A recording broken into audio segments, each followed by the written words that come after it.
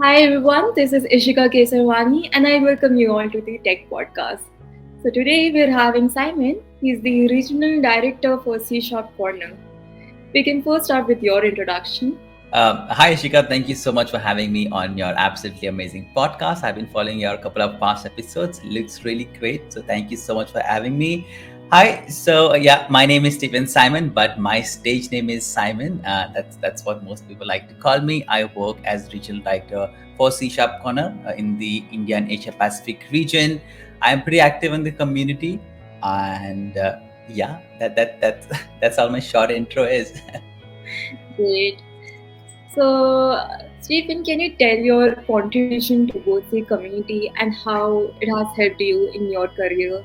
Yeah, I mean, it's to answer it in a nutshell, the big challenge for me because my journey with the community goes back definitely in somewhere about almost like a decade back, maybe in 2014 or 15, when I was my first year of my college, and I got into a program called Microsoft Student Partner Program. I know it is called something different now, but things are very different then. We didn't have all these recordings. We didn't have these many online tools. That pretty much things were very much offline, and we really had to struggle a lot to connect and travel to different places to connect with the folks.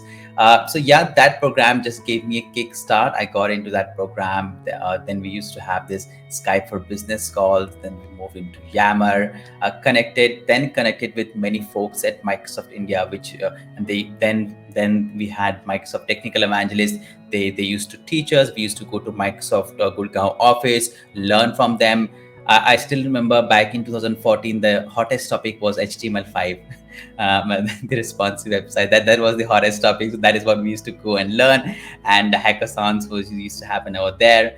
And from there, once we built the connection, we explored more that Microsoft is really committed towards the community and helping the young people in the college. And from there, I got to know one contest that was called Imagine Cup. So Imagine Cup is one of the world's largest student developers community that's organized by Microsoft. I participated in this one year. First year, I couldn't get it to the finals, but when I participated in the second year, I was able to get into the national finals. We would travel to Delhi. We would get to stay in five-star hotels. I mean, as a student, just your one idea or a project would get to stay you in nice hotels, meet people literally like corporate vice presidents at Microsoft at India. So just have a feeling that one project really helped us to go ahead and connect with many other folks in the tech community. So that is how my journey actually started. So yeah, it's Microsoft Student Partner, then Imagine Cup, and then eventually I started exploring more communities once I moved probably in the third year or final year of my college. That is great.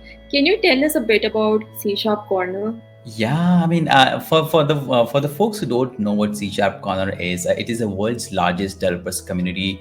I was just checking the founders' tweets the other day that in the year 2021, we served over 29 million visitors on our platform. We have over 3 million registered members, and C Sharp Corner has been there for more than 2 decades now, and it is one of the largest community, and it's entirely free. Anything that you find on C Sharp Corner platform, it's entirely free. We have videos, we have articles, we have events, we have interviews, we have jobs, we have live shows, we have virtual conferences. So that community is actually run by the community members. You just go ahead and sign it up and start exploring the platform. And apart from that, we also have a C Sharp Corner MVP program that if you go ahead and contribute on a platform and you fulfill a certain criteria, then we end up giving you an MVP award.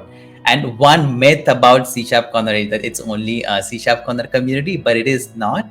Earlier, it started as C Sharp Corner because Mahesh Chen, who is the founder of C Sharp Corner, he was an MVP and RD, so he was more early into C Sharp and .NET. He started back in the United States.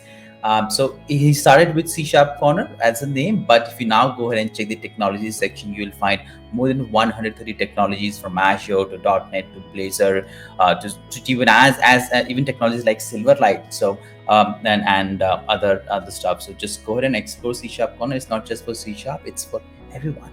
That is great. Even I was confused about that. Yeah. Yeah. Okay, so Like, C Sharp is a very old language now, and we have so many new languages coming up. So, why are people still working on it? Why aren't they shifting? Yeah, and you know what?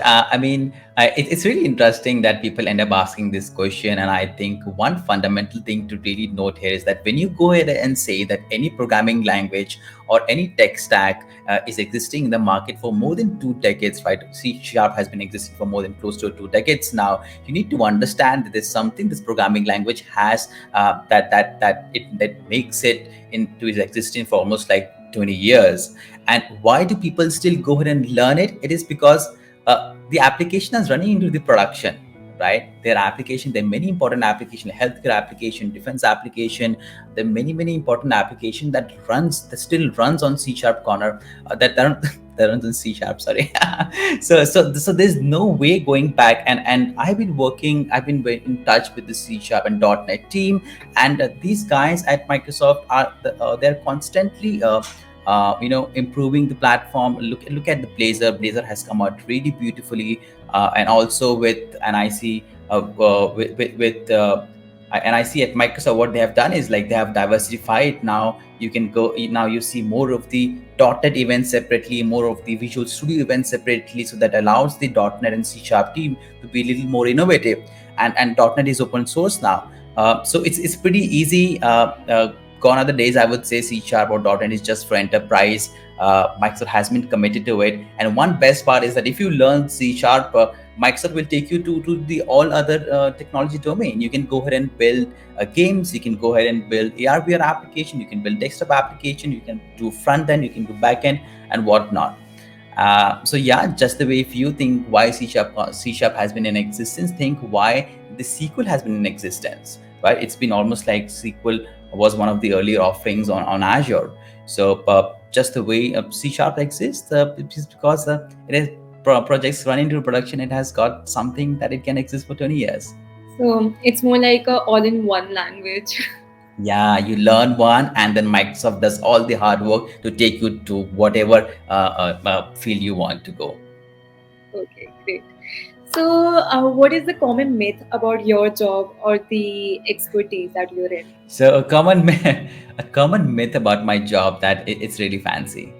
So you need to understand when you're in the community, you don't work 9 to 6, right? Look at you, Ishika. What is time at your place? Almost like 9 p.m. at night. This is when we are recording it, right? Yeah. So when you are a part of community, when you work kind of full time in the community, when you commit yourself, so there's no working hours.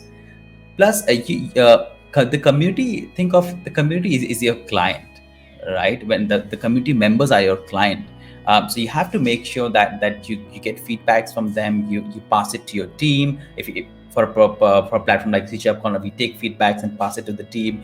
So one myth that this looks very fancy because we do live shows, we travel to conferences, we take pictures and all, but behind the scenes, I think it kind of sometimes disturbs your working hours. But unless you are young and you don't mind and you can do it, then why not? Yeah, I will totally agree to that. So, yeah. So, what is that one suggestion that you will, give to the students to get the most out of the college life? I know this is going to be the very unpopular opinion. Okay, this is going to be a very unpopular opinion. But I would say is that take your college seriously. When I was graduating, we didn't have access to the internet a lot. We used to go ahead and kind of struggle, go to cafes, pay 10-15 rupees, and still the system won't work. The internet would be very slow. So we had the struggle of having the access to the internet. But at this instance, the access to the internet is gone, right? And that has given students a reason to kind of sometimes kind of disbelieve on what is being taught in the college, or maybe sometimes not take the semester exams seriously and focus more on the external activities. It is really good often the external activities and the coding camps or the boot camps that we involve that really help us groom a lot. But you have to make sure that please focus on your college, take your exams seriously. Backlogs, see, you need to understand getting into job. When you apply for the job, even the HR has a criteria to filter you out, right? So if you don't have a degree, or if you have a kind of more of the backlogs, it does affect. There is a criteria set for everything. So I would say go ahead and explore the world outside, but at the same time also take your college a little seriously.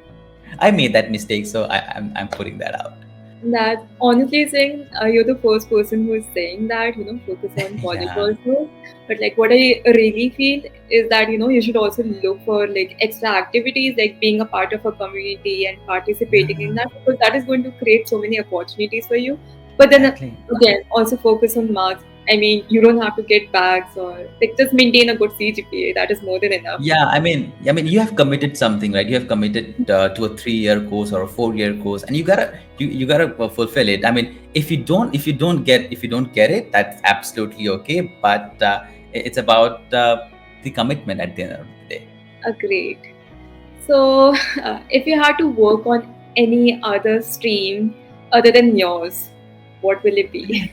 Oh my goodness, for the folks who don't know, Ishika did give me that question behind the scene. I've been all this time I've been thinking what the answer would be, and Ishika, you know what I think, if this tech thing would not be with me, I would probably be doing YouTube full time, or maybe creating content full time. I mean, at the end of the day, this is what I do. I mean, this is what we both are doing right now. We are creating content so that people can come back and watch it. I would continue doing that, and also some of the folks know that I have a small YouTube channel. And I just reached 18,000 subscribers. So probably, and I do it on a side basis. But if this was not, I would focus more on creating content and focus more on YouTube. I hope I get that silver button soon. Yeah, you will. Congratulations for 18,000. That's also a really good number.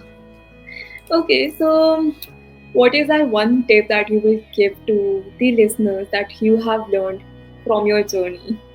Again, I would fall back to the tech stack, right? I mean, again, I would say when I was graduating, I had the only knowledge of C sharp, right? I only learned C sharp, and what C sharp really helped me was I could go ahead and build UWP apps. At this instance, there are little too many frameworks and there are little too many programming language. I would suggest is to pick one and focus on it, right? It can be JavaScript, it can be Blazor, it can be C sharp, Java, whatever you like it. Pick one and excel it, and then start exploring. Or so don't fumble around too much. Stick to one tech stack, and you can go ahead and definitely change it until you're in first, second, third. It's absolutely okay. Even at this instance, we figure out on what technologies to stack work on, but you need to be good in at least one tech stack, in one framework or one programming language, and that is really going to help you out. And sometimes you may feel low, but it's okay. It happens. I mean, somehow you're going to figure out a way out, Yeah, definitely. And that is yeah. one mistake I've seen almost all the college students making, including me, that they're Hmm. not able to figure out what domain they like to work in. And Yeah, because of that, they, try to, try everything, every other domain, and somehow end up nowhere. But then again, if it's meant to be, it yeah, will be, and there's something up for you. So, yeah. Yeah, and don't get kind of too much distracted on, hey, everyone has their own timeline, right? Some people picks up fast, some people picks up slow. You will get your kick. Just stay consistent. That's it. yeah. So I guess with that we can end today's session. Thank you Wow, so that much. was quick. Yeah. Thank you so much, Simon, for joining us and sharing your journey with us. And thank you to all the listeners who joined us. And stay tuned because we're going to come with many more videos like this. Have a good day. All right, thank you, and ta-ra, bye.